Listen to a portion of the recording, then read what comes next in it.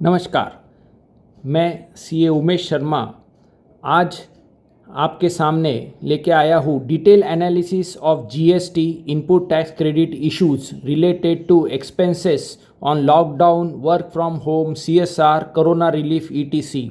क्योंकि कोरोना के चलते बिजनेसेस बंद है और बहुत सारे खर्चे ऐसे हो रहे हैं जिसके ऊपर हमको जीएसटी का रिलीफ मिलेगा या नहीं मिलेगा, ये सब सोच रहे हैं। तो ये लर्न फ्रॉम होम सीरीज़ का पार्ट 10 है। So let discuss with this now फटाफट टेबल ऑफ कंटेंट्स के साथ में। तो हम आज देखेंगे सबसे पहले कि कौन से सेक्शंस हैं जो हमको पढ़ने हैं ब्लॉक क्रेडिट के सीजीएसटी एक्ट के हिसाब से। फिर हमको देखने हैं कंपनीज एक्ट के प्रोविजन सीएसआर के लिए। फिर कोई एआरस मिलते हैं क्या ब्लॉक क्रेडिट के और सीएसआर के। फिर कुछ सर्विस टैक्स के नोटिफिकेशंस या कोई हमारे को केस मिलती है कि जहाँ पर सीएसआर का इनपुट टैक्स क्रेडिट मिलता है, सैनवैट क्रेडिट। फिर इनकम टैक्स में सीएसआर का क्या होता है, और कई ऐसे फ्रीक्वेंटली आस्क्ड क्वेश्चन जो मेडिकल रिलीफ है, वर्क फ्रॉम होम है, गुड्स लॉस्ट है सीएसआर के, इसके ऊपर हम डिस्कस करेंगे आज हमारे इस प्रेजेंटेशन के अंदर। और सबसे मेन जो इंट्रोडक्शन का हमारा चैप्टर है उसके अंदर हमको क्यों डिस्कस करना है इसके बारे में मैं लिख रहा हूँ, क्योंकि सारे बिजनेस हाउसेस कहीं ना कहीं हर एक जन अपने एम्प्लॉयज़ के ऊपर, अपने हेल्थ के ऊपर, ऑफिस के या फैक्ट्री के सैनिटाइजेशन के ऊपर, वर्क फ्रॉम होम के ऊपर खर्चा कर रहा है। गवर्नमेंट भी बोल रही है सीएसआर के अंदर फंड दो, सीएसआर के अंदर आप रिलीफ करो, आप वहाँ पर भी खर्चा करो। तो कई बार कन्फ्यूजन हो जा रहा है कि जो इनपुट टैक्स क्रेडिट है वो हमारे को इन लॉकडाउन एक्सपेंसेस पे मिलेगा या नहीं मिलेगा, सीएसआर के ऊपर मिलेगा या नहीं मिलेगा। ब्लॉक क्रेडिट का जो सेक्शन है हमारा 17 सबसेक्शन 5 उसका क्या होगा। तो चलो हम डिस्कस करते हैं हम सेक्शंस के साथ में। तो सबसे पहले तो हमारे को डेफिनेशंस मिलती है जिसमें कैपिटल गुड्स की डेफिनेशन दी गई है।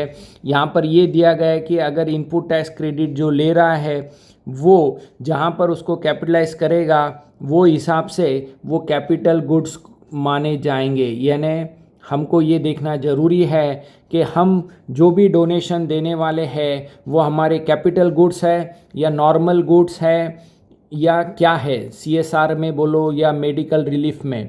फिर हमको ये देखना है इनपुट की डेफिनेशन। इनपुट की डेफिनेशंस में दिया है कि goods other than capital goods, यानी कैपिटल गुड छोड़ के जो भी गुड्स रहेंगे वो सारे इनपुट्स के अंदर आएंगे और they are used by the supplier in the course or furtherance of business. ये सबसे इम्पॉर्टेंट है इनपुट के डेफिनेशन में। फिर इनपुट सर्विस की डेफिनेशन दी गई है। इनपुट सर्विस की definitions means any service used or intended to be used by the supplier in the course or furtherance of business.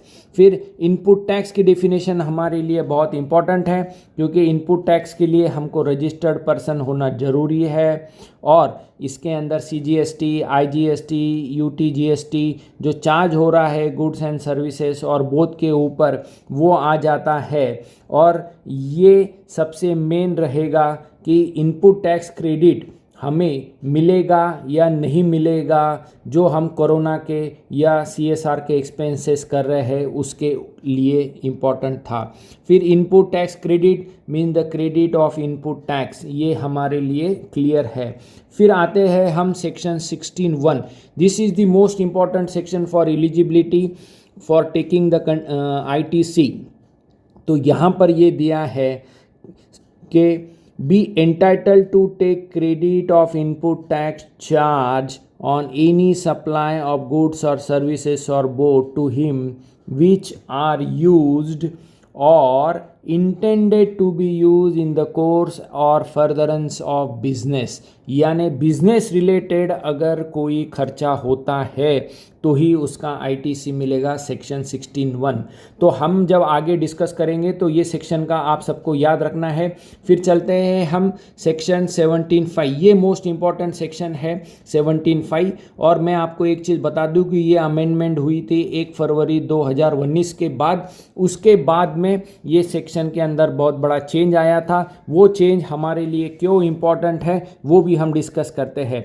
तो input tax credit shall not be available in respect of following, यहाँ पर दिया गया है कि इन चीज़ों का input tax credit नहीं मिलेगा। तो इनपुट टैक्स क्रेडिट मतलब हमारा जो इनपुट्स है, इनपुट्स के मतलब जो गुड्स और सर्विसेज जो हम बिजनेस के लिए यूज़ करेंगे।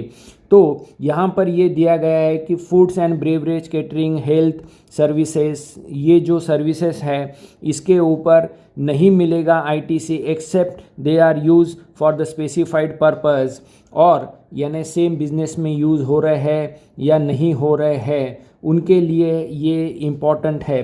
पर ब्लॉक क्रेडिट के हिसाब से ये हमारे लिए है कि ये हमारा एक्सपेंस है और हमारा सप्लाई कोई और गुड्स का है क्या और सर्विसेज का है। फिर आगे चल के हम जब देखेंगे तो एक मोस्ट इम्पॉर्टेंट प्रोविजो यहाँ पर ऐड हुआ है। वो प्रोविजो है कि provided that input tax credit in respect of such goods और services shall be available where it is obligatory for an employer to provide is employee under any law for the time being in force. तो अभी corona के चलते बहुत सारे expenses government ने बोले हैं कि आपको बिजनेस के लिए ये करना है, मास्क लगाना है, सैनिटाइज करना है। तो ये सारे जो भी खर्चे हो रहे हैं ये ऑब्लिगेटरी है और इन्हीं लॉ के हिसाब से है। तो इनका आईटीसी का क्या होगा। फिर आगे चल के एक जहाँ पर अटकने वाले हैं हम वो है 17(5) का जी, गुड्स और सर्विसेज और both use for personal consumption. इस चीज़ ये पर्सनल कंजम्पशन का कोई डेफिनेशन नहीं है पर यहाँ पर बहुत अटका अटकी आगे हमको मिलने वाली है। फिर आते हैं हम H, goods lost, stolen, destroyed, written off, dispose of by way of gift. क्या ये गिफ्ट होता है क्या जो हम दे रहे हैं, लोगों को मदद कर रहे हैं, माइग्रेंट लेबरर है उनको हम अगर कोई चीज़ देते हैं या एम्प्लॉयज़ है उनको हम अगर कोई मदद करेंगे तो वो गिफ्ट के डेफिनेशन में जाएगा क्या। ये सब देखते हुए है आईटीसी का हमारे को बेनिफिट लेना है। अब चलते हैं हम सीएसआर के कुछ कॉरपोरेट सोशल रिस्पॉन्सिबिलिटी के कंपनीज एक्ट 2013 के हिसाब से क्या है। तो सेक्शन 135 और शेड्यूल जो 7 है कंपनीज एक्ट का, इसके अंदर दिया गया है और कॉरपोरेट सोशल रिस्पॉन्सिबिलिटी रूल्स 2014 भी दिए गए हैं जो 1 अप्रैल 2025 से है। ये कंपनीज के लिए एप्लीकेबल हो जाते हैं और जिनकी नेटवर्थ 500 करोड़ के ऊपर है, टर्नओवर 1000 करोड़ के ऊपर है, नेट प्रॉफिट 5 करोड़ के ऊपर है, इन लोगों के लिए ये फाइनेंशियल ईयर के हिसाब से एप्लीकेबिलिटी हो जाती है और 2% तक का खर्चा इनको यहाँ पर सोशल रिस्पॉन्सिबिलिटी के ऊपर करना पड़ता है एक्सपेंडिचर। तो ये कंपनी को करना अनिवार्य है और रिसेंटली ही एमसीए ने, मिनिस्ट्री ऑफ कॉरपोरेट अफेयर्स ने पीएम केयर फंड को 28 मार्च 2020 को सीएसआर के अंदर इंक्लूड कर दिया था और साथ साथ में ये भी दिया था कि ये कंट्रीब्यूशन के अलावा अगर कोई खर्चा करता है कोविड रिलेटेड स्पेंडिंग के ऊपर, हेल्थ केयर के ऊपर, वो सीएसआर के लिए एलिजिबल हो जाएंगे। तो कई कॉरपोरेट्स ये सीएसआर के रिलेटेड खुद खर्चा कर रहे हैं, कुछ पीएम केयर को डाल रहे हैं तो वो तो सीएसआर में चला जाएगा, पर डायरेक्ट एक्सपेंसेस करेगा खुद या किसी के थ्रू तो क्या होगा, इसके ऊपर भी हम आगे चर्चा करेंगे। फिर आते हैं हम एडवांस रूलिंग के ऊपर। वैसे तो ये एडवांस रूलिंग जो है ये दो इसमें स्प्लिट करना है, 1 फरवरी 2019 के पहले के एडवांस रूलिंग और उसके बाद में के एडवांस रूलिंग। तो ये एक नीफा एक्सपोर्ट्स का वेस्ट बंगाल का एआर है। यहाँ पर एक इम्पॉर्टेंट था कि एम्बुलेंस खरीदी गई थी उसको आईटीसी मिलेगा कि नहीं मिलेगा सेक्शन 17(5) के अंदर। तो यहाँ पर एक बड़ा इम्पॉर्टेंट इन्होंने दिया था कि आईटीसी नहीं मिलेगा 1 फरवरी 2019 के पहले, क्योंकि ये नवंबर 2018 का परचेस था इसके लिए।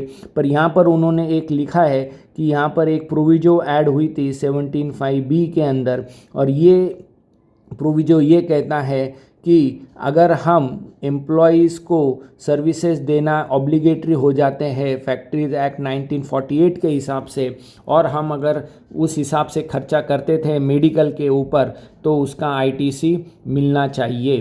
फिर आते हैं एक पॉलीकैब वायर का, ये मेरे हिसाब से सबसे मोस्ट इम्पॉर्टेंट एआर है।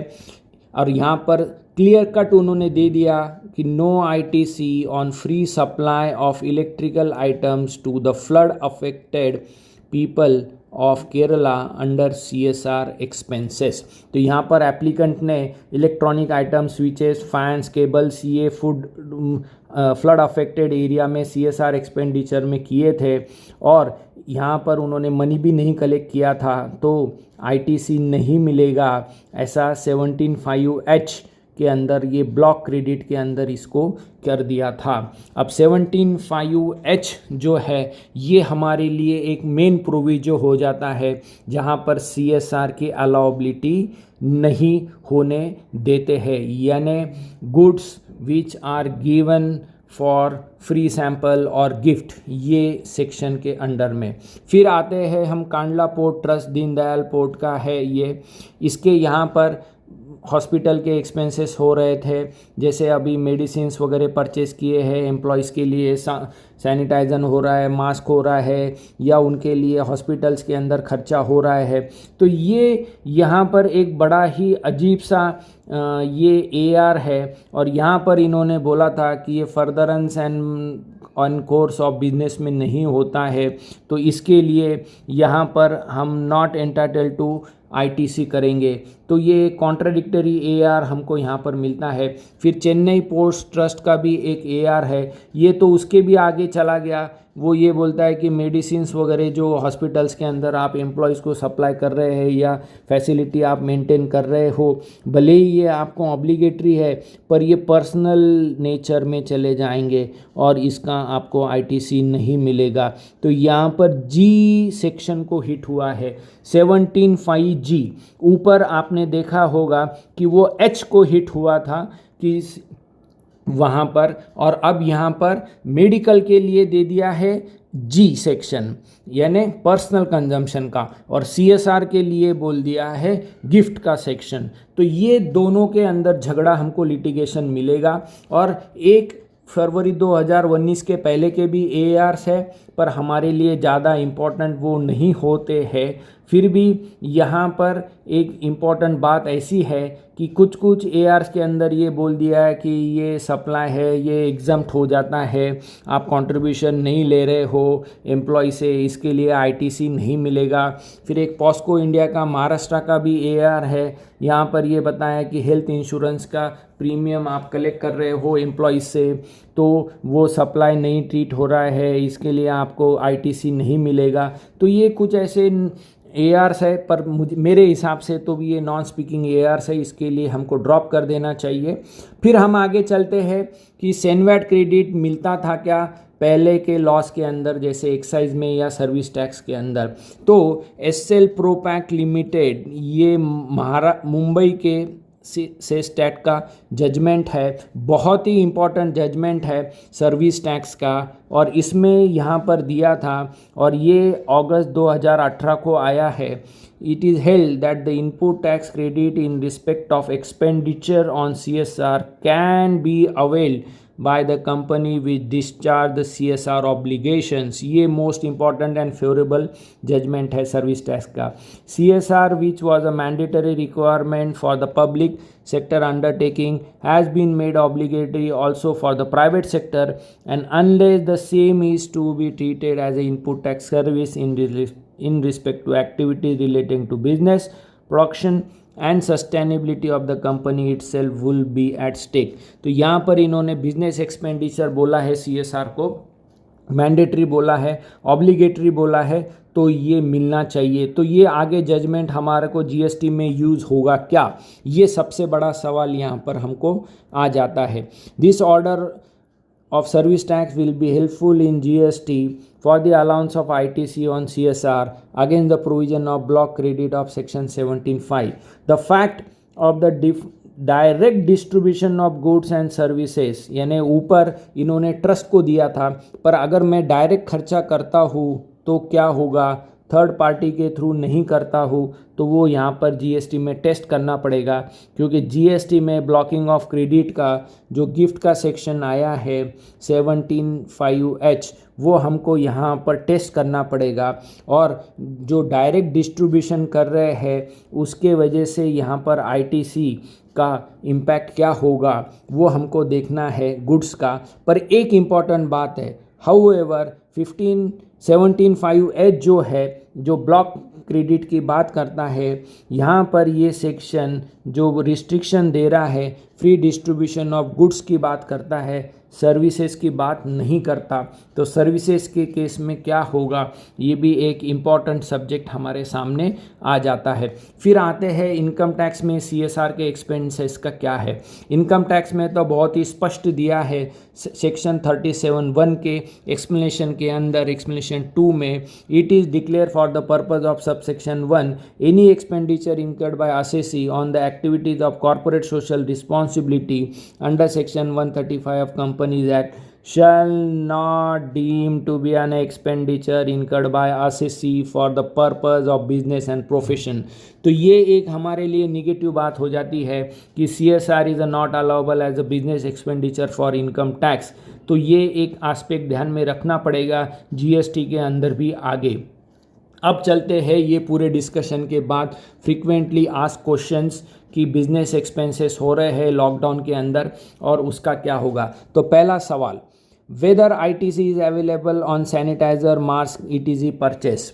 ITC shall be eligible on such expenses of sanitizer, mask, gloves, medical kit incurred and medical equipment, thermal scanner, hand washer etc. purchased by the business for the offices, factories, godowns, as these expenses are mandated under the COVID guidelines to run the businesses।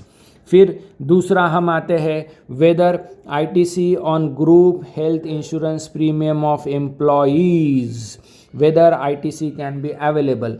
अब यहाँ पर एक important बात है, ITC on premium paid of such group medical insurance of employees can be taken credit of, however ITC on personal insurance and health insurance is blocked under 17 subsection 5 of CGST Act। Risk of 15G जो हमारा personal consumption वाला है वो अगर यहाँ पर आ गया तो आईटीसी का क्लेम का डिसअलाउंस का इशू आ सकता है।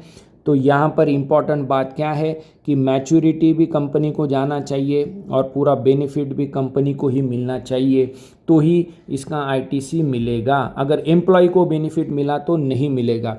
फिर आते हैं वर्क फ्रॉम होम, कि अगर हमारा कोई एक्सपेंसेस हो रहा है वर्क फ्रॉम होम पे, लैपटॉप्स है, कंप्यूटर्स है, इंटरनेट सर्विसेज है, ये बिजनेसेस इनकर कर रहे हैं, इनवॉइस भी बिजनेसेस के नाम से है, तो क्या होगा, इसका आईटीसी हमको ज़रूर मिलेगा, क्योंकि business and furtherance of business के लिए सेक्शन 16(1) के हिसाब से ये हो रहा है।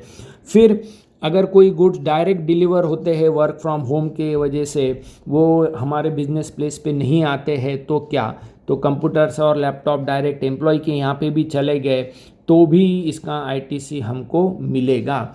पर अगला सवाल है, reimbursement made of expenses to employees of work from home.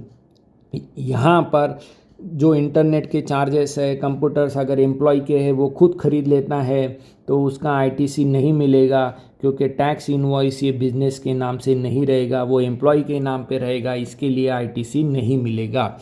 फिर आगे चलते हैं, आईटीसी अगर हमने पेमेंट नहीं किया 180 दिन के अंदर तो क्या होगा सप्लायर को कोविड केसेस के अंदर।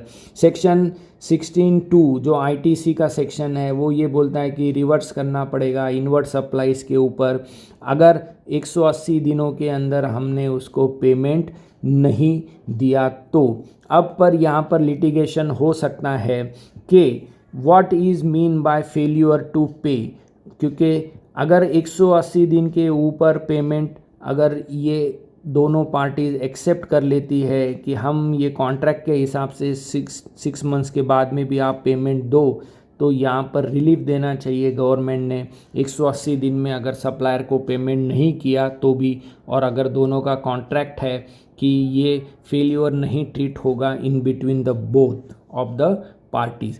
फिर आते हैं हम एक जो रिलीफ दिया है GSTR 2A के अंदर, अगर हमारा कोई नहीं दिखता है आईटीसी तो भी हमको उसका क्रेडिट मिलेगा क्या? तो रूल 36(4) के अंदर यहाँ पर रिसेंटली अमेंडमेंट आया है। फरवरी 2020 से लेके अगस्त 2020 तक क्यूमुलेटिव बेसिस पे हमको इसको कैलकुलेट करना है और सितंबर 2020 के रिटर्न में हमको इसका इफ़ेक्ट लेना है। जो 10% एलिजिबल क्रेडिट का जो फॉर्मूला है आईटीसी का, वो वहाँ पर यूज़ करना है। फिर आगे चलते हैं एक नए क्वेश्चन के पास कि कोई गुड्स लॉस्ट, डिस्ट्रॉयड या स्टोलन हो जाते हैं लॉकडाउन के वजह से, तो क्या? तो यहाँ पर 17(5)H एक ब्लॉक क्रेडिट का है जो हमने पहले देखा, और वहाँ पर input goods lost, stolen and destroyed ये शब्द यूज़ हुआ है। और इनपुट की डेफिनेशन हमने देखी है। इनपुट मतलब रॉ मटेरियल होगा, पैकिंग मटेरियल होगा, कंज्यूमेबल होगा, ट्रेडेड गुड्स होगा।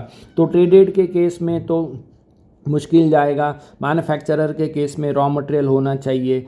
तो ये आईटीसी जो रहेगा इनपुट्स का वो रिवर्स करना पड़ेगा। अगर हमारा इंश्योरेंस क्लेम है तो ये कॉस्ट हो जाएगा आईटीसी, क्योंकि कोविड के वजह से, कोरोना के चलते, लॉकडाउन के चलते ट्रक्स बंद थी, ट्रक के अंदर का माल चोरी हो गया, तो ये केसेस के अंदर, और दुकानों के भी माल चोरी हो रहे हैं, गोडाउंस के अंदर माल ख़राब हो रहा है, तो यहाँ पर आईटीसी नहीं मिलेगा। मैन्युफैक्चरर के केस में रॉ मटेरियल्स पे नहीं मिलेगा, ट्रेडर्स के केस में तो ट्रेडेड गुड्स पे मिलेगा।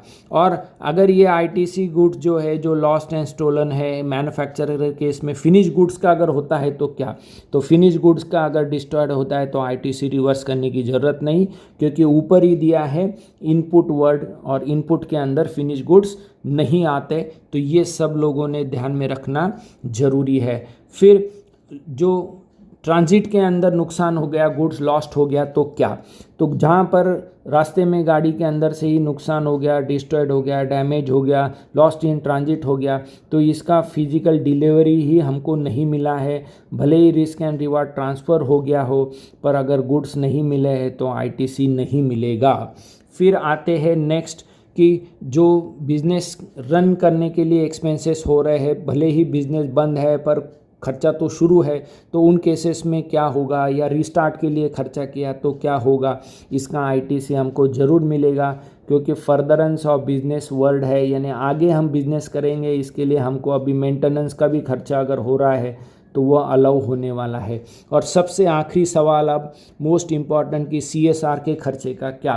तो ऊपर के एआर्स हमने देख लिए, तो एआर्स तो हमको निगेटिव जवाब देते हैं, पर आगे लिटिगेशन होगा कि ये ऑब्लिगेशन है हमारे ऊपर, तो इसको अलाउ करो बिजनेस के कोर्स में। और हमने वो वहाँ पर सर्विस टैक्स का जजमेंट भी देखा, एसएल का, वो भी हमारे लिए यहाँ पर ध्यान में रखना है। पर आज तो सीएसआर के ऊपर लिटिगेशन खड़ा हो जाता है। तो आखिर में what is the conclusion, and we have to see कि क्या क्या इसमें से निकलता है। तो सीएसआर के केस में लिटिगेशंस कंटिन्यू हो सकते हैं, आईटीसी डिसअलाउ हो सकता है, तो आगे क्लेम करने के लिए झगड़ा करना पड़ेगा। एम्प्लॉय का डेफिनेशन जीएसटी में क्लियर है नहीं, तो यहाँ पर माइग्रेंट लेबर है, कैजुअल लेबर है, इनके ऊपर अगर हमने खर्चा किया मास्क का, मेडिकल का, तो कल चल के इस पे इशू नहीं आना चाहिए। ये एक्सपेंसेस बिजनेस के लिए है तो अलाउ कर देना चाहिए। फिर आते हैं हम ब्लॉक क्रेडिट जो 17(5)G है, what is mean bye personal consumption. तो ये होना चाहिए इंडिविजुअल प्रोप्राइटर के केस में या पार्टनर्स के केस में। कॉर्पोरेट्स के केस में पर्सनल कंजम्पशन ऐसा कुछ नहीं रहता है, तो सारा जो भी खर्चा करते हैं वो बिजनेस के लिए करते हैं।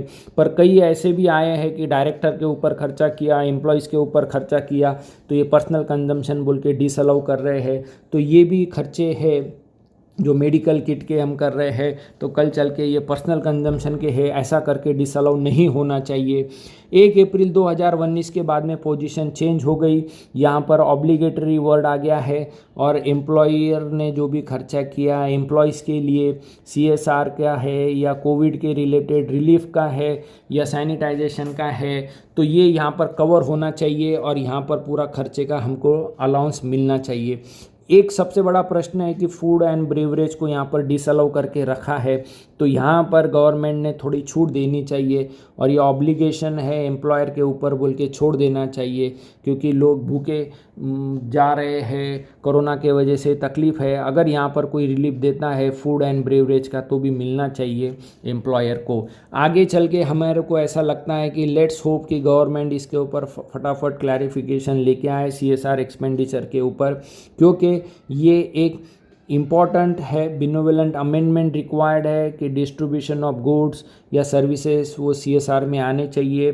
PM केयर के कंट्रीब्यूशन के अलावा अगर मैं डायरेक्ट एक्सपेंडिचर कर रहा हूँ तो वो CSR के अंदर आता है, तो उसका ITC भी मुझे मिलना चाहिए, बिकॉज़ ये बिज़नेस के लिए, इससे इंडस्ट्री और सबको इनकरेजमेंट भी मिलेगा, नहीं तो ये गवर्नमेंट सपोर्ट के बगैर इसका कॉस्ट बढ़ जाएगा। पर आखिर में एक बहुत इम्पॉर्टेंट है कि अगर ITC CSR का अलाउ कर भी दिया तो क्या होगा, उससे वो खर्चे की लिमिट कम हो जाएगी और वो फिर से वो खर्चा हमको करना पड़ेगा, क्योंकि CSR के अंदर लिमिट है कि 2% तक एक्सपेंसेस करना है।